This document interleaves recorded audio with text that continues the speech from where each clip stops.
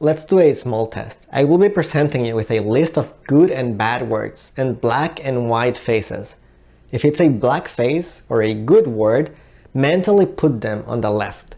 If it's a white face or a bad word, mentally put them on the right. Try to sort them as fast as possible.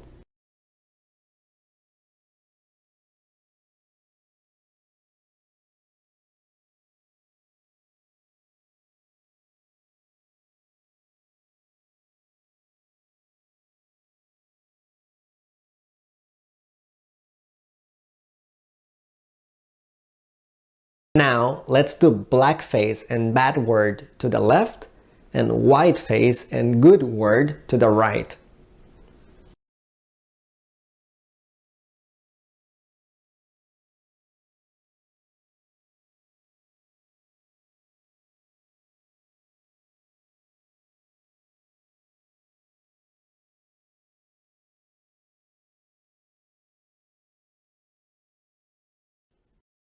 So how was it? Were both trials equally easy? Putting aside, this is a shortened and modified test, lacking the appropriate measurement tools to have any validity, it should give you a glimpse of the Implicit Association Test, or IAT, a test scientists use to identify if someone associates certain words with certain skin color. The reasoning behind the implicit association test is that if it's taking you longer to sort one of the words with a certain type of face, this suggests there are mental processes going on and your brain is working overtime to solve this conflict between a stereotype and the word-face association the test requires you to do.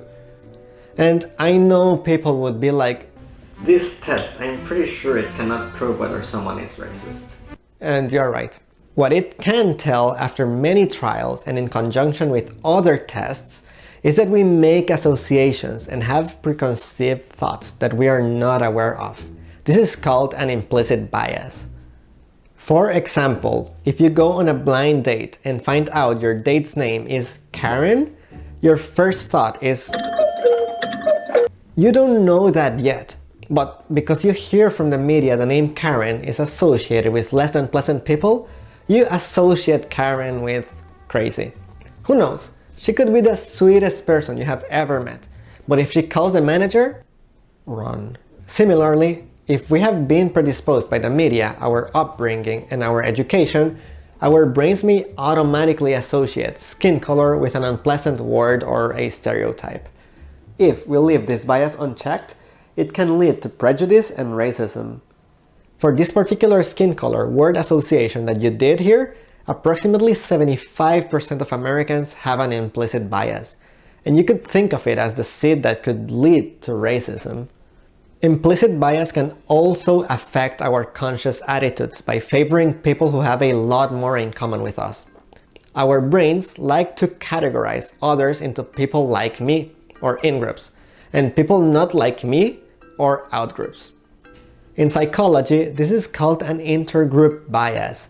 We tend to treat our in-groups better. We view them more positively, show them more empathy, and may even buy them a drink at the sports bar. We can't deny that our social interactions and upbringing could influence how we view outgroups. Neuroscientific evidence suggests that our brains are hardwired towards discriminating against people not like me. When our brain sees someone from the outgroup, it senses this as a threat, and the amygdala becomes activated. This small almond-shaped structure responsible for emotional learning and memory starts off the impulses in your brain necessary to trigger the nervous system into a fight or flight response. We become more alert, more suspicious, or more avoidant in their presence. Despite our amygdala being panicked at the sight of our outgroups, our prefrontal cortex is still in the front seat. Our prefrontal cortex is responsible for behavioral self-control and regulating a consciously intended response when it senses that the fear in our amygdala is disproportionate to the threat. Some cognitive neuroscientists even argue that explicit racism is a result of an impaired prefrontal cortex response. We can instruct our brain to be less racist through the process of cognitive reappraisal, which is basically talking some sense into yourself, changing how you think and feel, and helping your prefrontal cortex regulate your amygdala. Alright, yes, this means our brains can be a little racist at the subconscious level, but nobody was born racist. Our implicit biases are still products of our upbringings and social experiences. In fact, studies on the brain of children show that their amygdala do not react to skin color the same way grown-ups do. Kids and teenagers with more diverse groups of friends do notice the skin colors, but they don't rigidly assign people to in-group and out-group categories. This tells us that implicit bias and in-group and out-group differences, psychological phenomena in our brain that can lead to racism, are learned and can therefore be unlearned. You're welcome to take the actual racial implicit association test. I'll be posting a link to it in the description box below. See you in the next video.